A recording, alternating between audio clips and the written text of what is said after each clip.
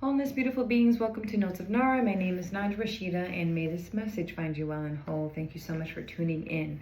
I really appreciate all of your input and your subscriptions and your comments. They're very uplifting. I love the fact that these messages find you in weird and odd spontaneous moments. I'm getting a lot of those. So it's very synchronistic because we're in the eclipse season for the next 4 to 6 months anyway. So just amazing. I'm really very happy for those of you that received this so well. So today's topic will be about visiting other versions of you, bringing other versions of you to your present moment.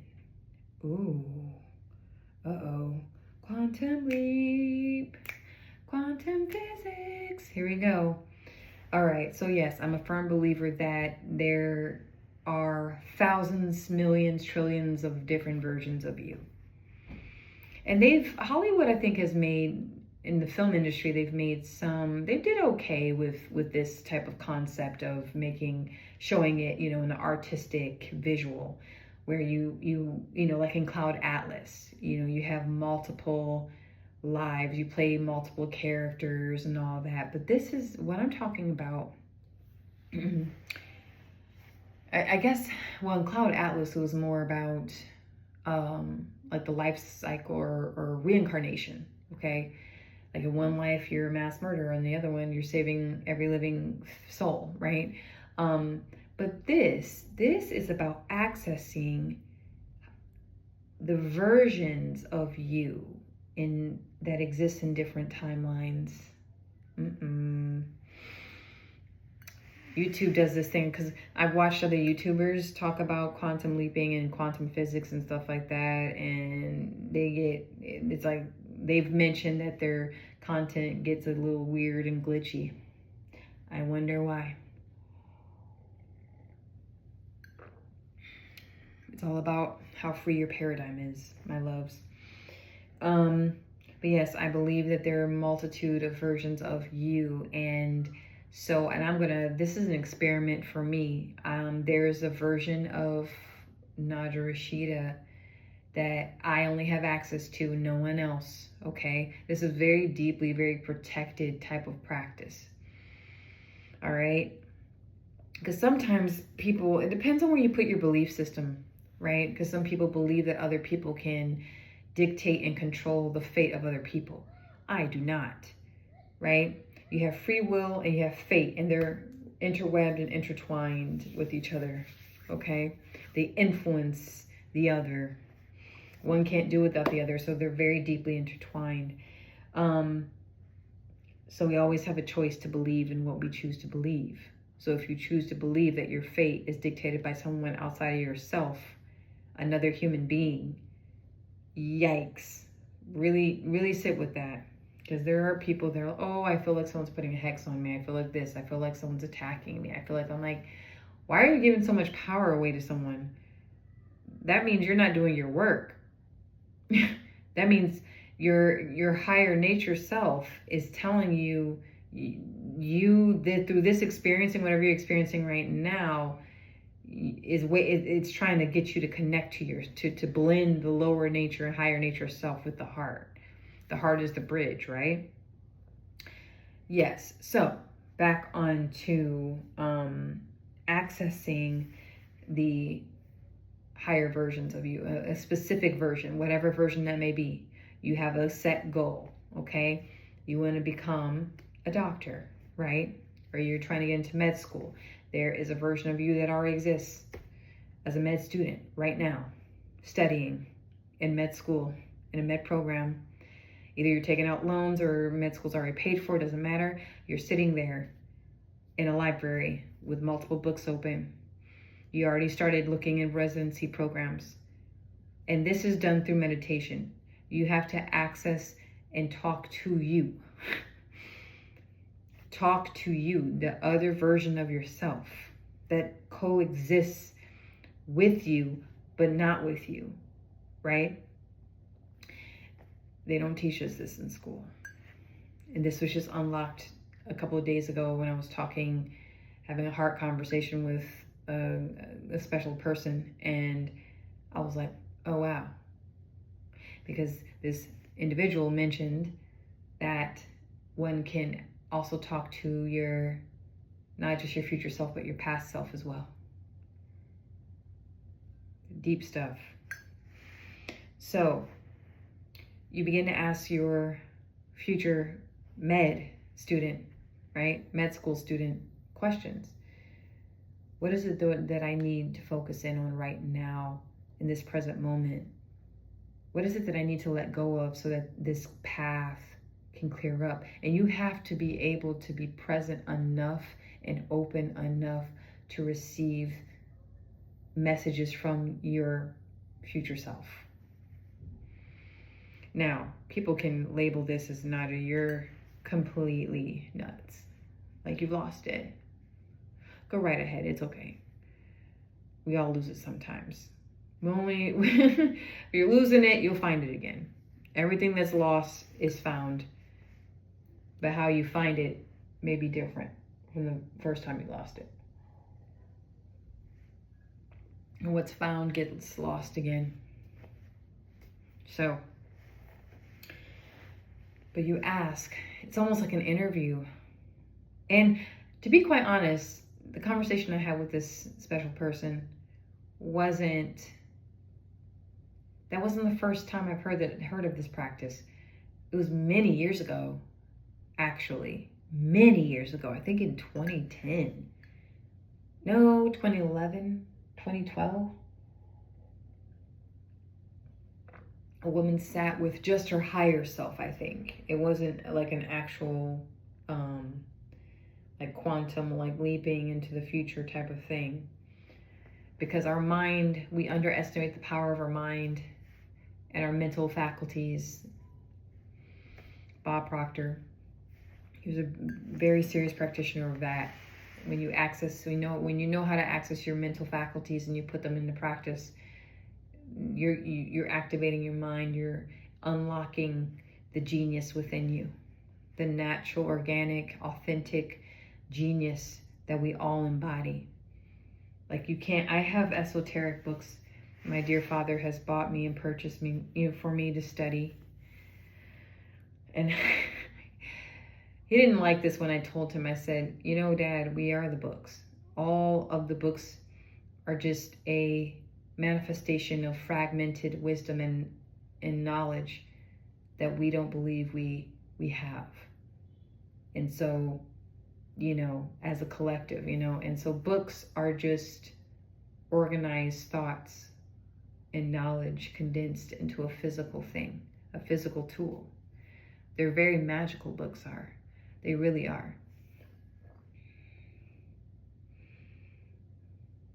So you're interviewing your future doctor self, your future med student self. And it's you. It's really you. Not a version of you, not an older version of you. It's you in the present moment that already exists. And there are lower versions of ourselves, lower frequency. There's a high frequency of a version of us, of ourselves, that is so high and has reached their potential. And you can almost call that God, if you think about it.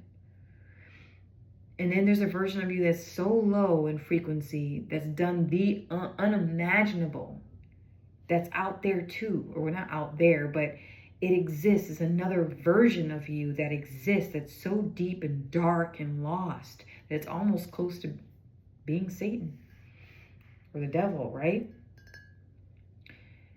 And so ask yourself, what version of yourself are you in alignment with each day?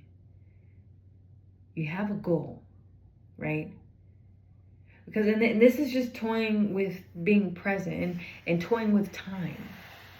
You're playing with time in a way that it's our birthright to be able to do this.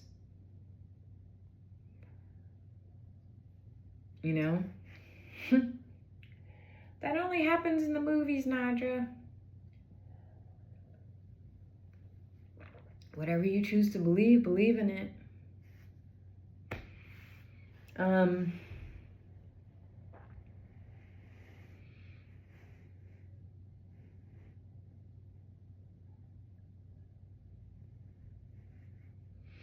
Yeah, that's about it. That's all I have for this one. If you feel like something's incomplete from the past, you can do this with not just yourself, but with other versions of people. For example, there's a nasty breakup, right? And it's been years and you still feel something is unhealed and unregulated. Ask that version of that person in that time, in that moment. You sit with it and you envision and you write it down. I'm sure in the world of therapy, there's some type of practice where a therapist, psychiatrist will do this with their client. I don't think this is a brand new thing. Anything that I've discussed isn't brand new. It's just delivered in my own authentic way, right? That's it. I'm not here trying to sell you an idea. Like, no.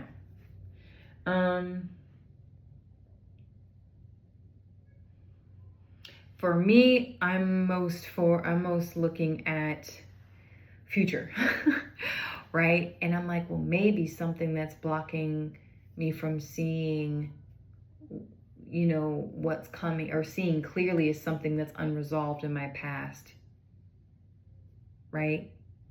Something that is unresolved, you know, because I'm moving abroad. That's just my plan. And there's a version of myself that moved abroad that I wasn't very happy. Actually, the first time that I lived abroad, I was not in. I felt like I was at my weakest, to be honest.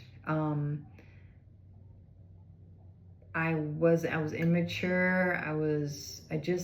The mental fortitude that it would take for someone at 20, 21 years old to be out in the world in that way. There's some people that do it, they just take it by storm, and others struggle. And I think I struggled because I just didn't have that meat. I don't want to say meat 'cause I'm vegan, but the sustenance of life, that hardcore life experience that gives you that backbone, the backbone to try a bit harder. You know, if someone knocks you down and they're mean to you, get back up again.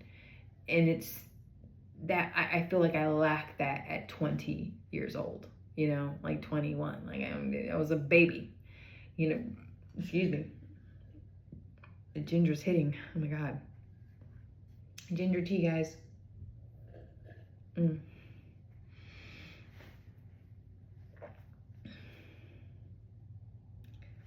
But yeah, maybe I need to sit with her. You know, sit with the 2010, 2011 Nadja in France, in Strasbourg, in Alsace. I need to sit with her and just be like, what do I need to know moving forward, going on this yet another life adventure? You know? And that's another thing. It's not, you're not crazy for doing this. It's actually, it's healing fragmentation. It's becoming more integrated and whole. It's almost like with inner child work. You go back to when you're 5 years old, to an event, you know? And the sad part is that sometimes we won't do this, or we're unaware of this practice, and we're just so miserable until like the soul intervenes, source intervenes, external circumstance intervenes that forces us to face the fragmented part of ourselves, so that we can become that much more integrated, and then we can move forward. We can move forward in what's waiting for us, because I believe there's things waiting for me. There are things that are waiting for me, waiting patiently. And in this eclipse season, we're being asked to, before moving forward, go back a little bit. Or before moving forward, something's going to come back to you. Like with this version of teaching, again, this is the most recent version of myself, 2024 and 2025. The most recent. And I'm like, what? And how it just came back so quickly. I mean, yeah, they're desperate for teachers everywhere. There's a massive national shortage, okay? I don't know about global, but it's national here in the U.S. The digital age is flipping everything upside down. So I'm just saying, this is a side note, by the way. I'm just saying whoever has that mystical, magical button of the power grid, they're becoming ever more powerful. I will say that. Because whoever shuts the grid down on a local, statewide, global, or national, global level, that's a wrap. That is a horrible wrap. We're becoming too dependent. Side note has ended. Moving back to quantum physics, time leaping. Yeah, in 2024, 2025, what version of myself, that version, visiting her, visiting that Nadja? Like what do I need to know or let go of that will help the next version of myself, or this version of myself right now? Journaling this out, right? I think in being silent, it has to be quiet space, silence. You don't have to speak it out, but just asking, envisioning yourself, your other past self, and then your future self. And if you really want to have fun, go all the way to 2035 or 2055, right? Or go all the way back to 1992. You know? We can do these things. We can do these things. Very magical. And powerful. But we're told to go buy a $30 ticket to go sit and watch a movie and see all this stuff and then be told that it's all fantasy. Okay, I didn't want to make this too long, but thank you so much for tuning in. And may this message find you well and whole. Thank you.